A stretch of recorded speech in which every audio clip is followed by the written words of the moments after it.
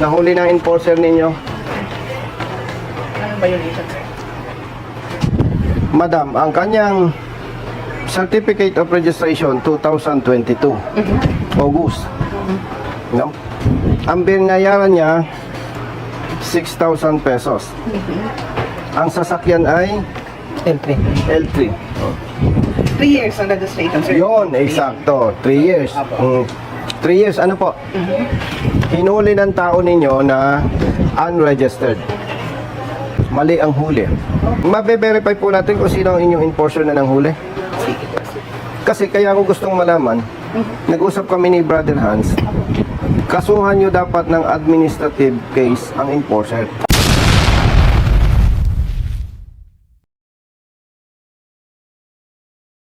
Isang kababayan natin ang dumulog sa pamunuan ni Idol Congressman Busita dahil umano nahuli siya ng LTO enforcer na may violation unregistered vehicle.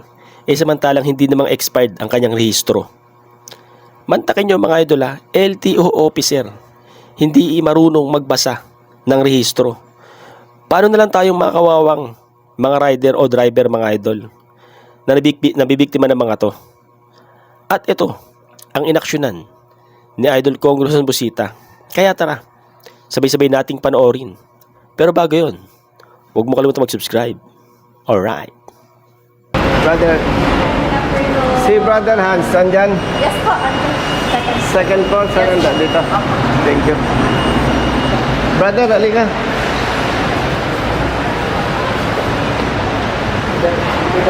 Lakad na lang. Ay, wala na exercise eh.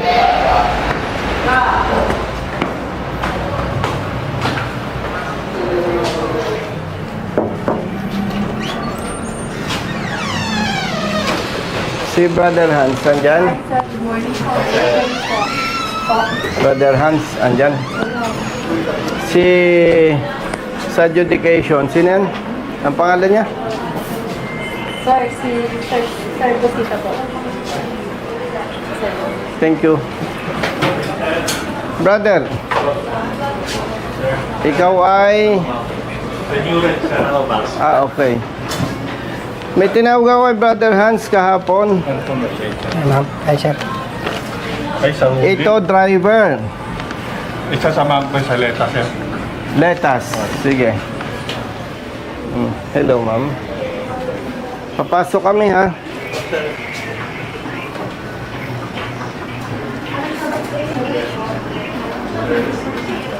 Madam, good afternoon. Ito ay tinawag ko kay Brother Hans.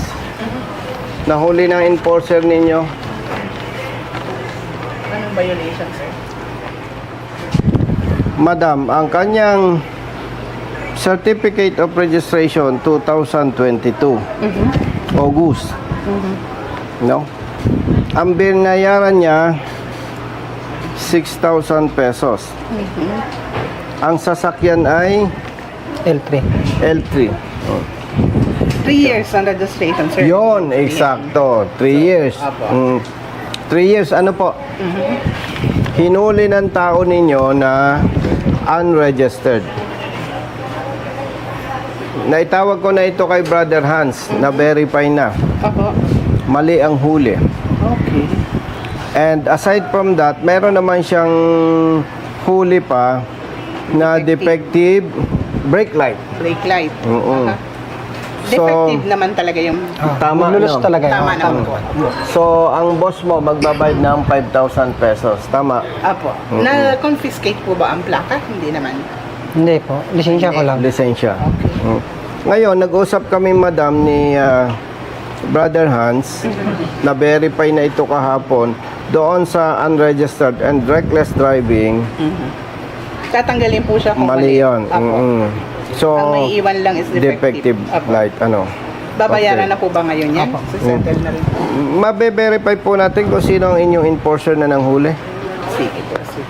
Kasi kaya ko gustong malaman, nag-usap kami ni Brother Hans, kasuhan nyo dapat ng administrative case ang enforcer. Apo, binibigyan po sila ng memo, sir. Yes. If ever na mali ang... Yes. Apo. Ebidensya yan eh. Apo. Kasi madam, una, sinisira niya ang imahe ng LTO. Tama po ba? Yes po. Dapat alam nila kasi. Yes. Pangalawa, madam, papaano kung nagtiwala siya na tama ang huli? Di, magbabayad siya ng 12,000. Kaya dapat panagutin yung ating enforcer. Pinaparnis po naman ng copy ang enforcer namin, yung resolution, pag yung ganitong may mga mali. Tama. At the same time, binibigyan din po sila ng memo to explain. Para due process. Yes, sir. Pero kahit mag-explain siya, talagang tatamaan siya administratively. Kasi based doon sa ebidensya, ano po. Saan po siya magbabayad ng 5,000? Dala niyo po ba yung original na... Ito po yung receiving. Opo. Ito. Yan. Sige po. Ito po ang Madam, enforcer ay anong si- pangalan niya? Ang labo. Patingin nga ako nga. Apprehending officer. Meron kayong John Mario John Mario nga ang... o Marlo? John Mario. Ano po? Sige, sir. Gaano, madam, katagal bago madesisyonan yung administrative sanction against enforcer? Binibigyan po agad sila ng memo to explain. Pagka-explain, Antayin po yung sagot ng enforcer, tapos ipo-forward po kay Sir Hans. ay ganon.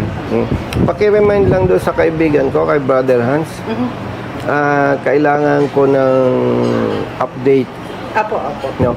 Although, hindi ako yung nahuli, si partner ang nahuli, pero considering na humingi ng tulong sa office ko, kaya kita mo naman, may rights ako na makahingi kami ng result. Sige, sir. May tiwala naman kami sa inyo sa sinasabi ninyo. Ako lang gusto ko may compilation.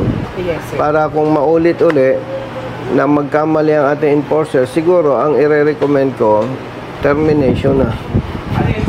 Wala pong problema pag may mali, talagang itatama ko mali. Opo. Before, sabihin ko po kay Sir Hans, sir. Yes. And base sa ebidensya, hindi na siya magko-contest. Ano po? Opo. Very Para clear naman. admitted na po yung... Yung sa brake light, Pwede din po namin siyang hinga ng letter.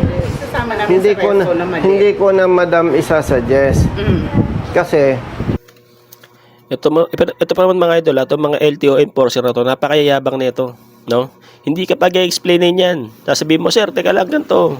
Hindi, di ba? Wala magagawa, huli ka di ba? Mga ano yan mga piling perfecto mga idol, di ba? Yan yung mga yan, hindi ko nilalata. Pero parang talagang marami sa kanila ganyan, no? Yan ang problema sa ating mga rider mga driver, di ba? Yung mga gantong kalakaran sa LTO na yan, no? Napakahirap. una, gagawa pa siyang letter. Pangalawa, abala sa kanya. Doon naman sa dokumento, sa Makikita parte din ninyo, naman po, kita na. evaluate. Kaya, pasensya po, no? Okay lang. Hindi ko i-advise sa kanya na gumawa pa ng contest letter. Okay lang. Ipaprocess ko muna po. Ipaprocess muna. Pwede po kayo mag-antay doon. Mayroon kaming waiting area dyan sa... May hintay naman yan ano po? Opo, sandali lang po. Saan ang cashier po ninyo? Dito rin po, sa window. Iikot lang kami. Opo, doon din sir ang daan. Okay. Pinakyat na. Okay, let's- Ipaprocess ko lang sir, tapos Sige po. tawagin siya. Antayin niyo po yung tawag. Sige po, okay. Hello, ma'am. Bakit magaganda ang tao dito? Brother, musta ka? Thank you. Matik na yun. Hintayin ko na lang. Pakisabi, pakibilisan. Ha? Okay, thank you. Sipag ng tao dito, Sipag ng tao dito. Sige.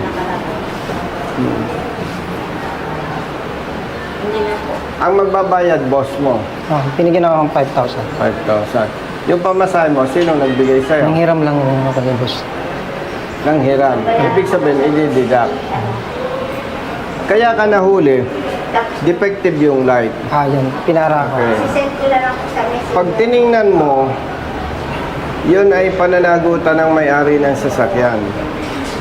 Pero ikaw bilang driver, Lisensya ko yung kawawa. dapat check mo lagi. Actually, ang nangyari kasi sir, dalawang driver, palit-palit kami ng L3. Hindi na ma-check yun kasi na yun, naalog sir Bigla lang nawawala. Bagay.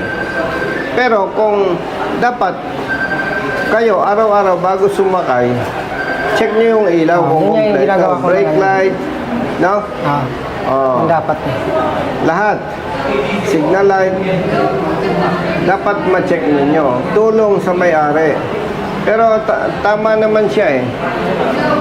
Importante na check mo. Pero habang tumatakbo ka, may vibration, di ba? Meron. Pwedeng nagka-diferensya yung ilaw. Kasi ordinary lang na ilaw niya, sir. Oo, di ba? Ordinary yung bulb. Sabihin mo sa boss mo, para maiwasan na yung defective light, huwag nang bumili ng ordinary bulb. Yung high quality na. Siyempre, medyo mahal yun. O di ibenta mo yung gulong, yung reserva. No? Kasi ilang beses na ako hinahabol sa... Para yung bulb, magandang klase. Yun lang ginagawa, bibili ako ng bulb, papalitan. Kasi naglulos siya minsan. Ilang araw kang walang pasok? Pinapasok naman ako, sir, pero hindi Helper. ako driver. Kasi dalawa yung helper sa driver. Okay. So, okay lang. Okay naman. Yung absent mo dahil nag-asikaso tayo, may sweldo ka, wala. Hindi ko pumaano kasi nagtatiming naman ako tapos Nagtatiming ka. O di may sweldo. ayun, meron. No, Pero kumain ka na ng agahan. Tapos nangihiram lang ako ng Ba't nangingiram? Walang pera, sir. Nangihiram lang ako kay boss. Hindi ko alam, babayaran ba o ibigay lang sa... Magkano hiniram mo? Kahapon 500, ngayon ako 500. Huwag mo nang problemahan yun. Bibigyan kita ng 1,000. Kaya na siya, bakit May mahal ba? 1,000 ka ba dyan? Bigyan mo muna, utang.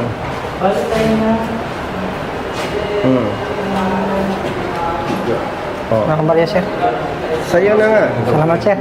Oo. Sige. Alam, Alam marami mo pa. kaya ka tinutulungan namin,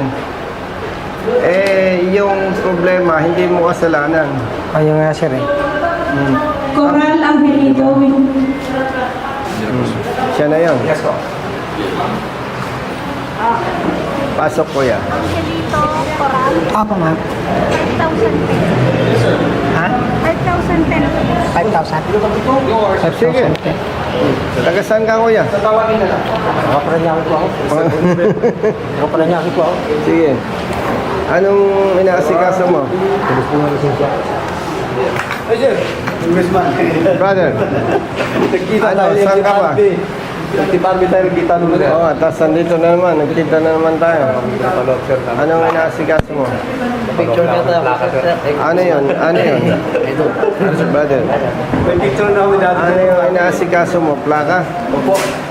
Ba't ko tayo? Okay na po yung kay driver na po. Patingin ang lisensya mo. Ayos. Okay na, picture. Sure po na, brother.